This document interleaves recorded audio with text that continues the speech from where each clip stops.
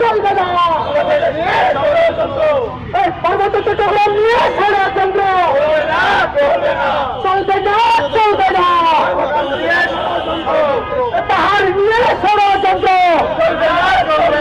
চলবে না, চলবে না। পাহাড়ের সেনাকে ব্যক্তিগত করতে হবে, পাহাড়ের সেনাকে ব্যক্তিগত করতে হবে। নরেন্দ্র মোদী জবাবে দে, সীমান্তে হত্যা কেন? গাড়িগুলো কেছে, গাড়িগুলো জনতা,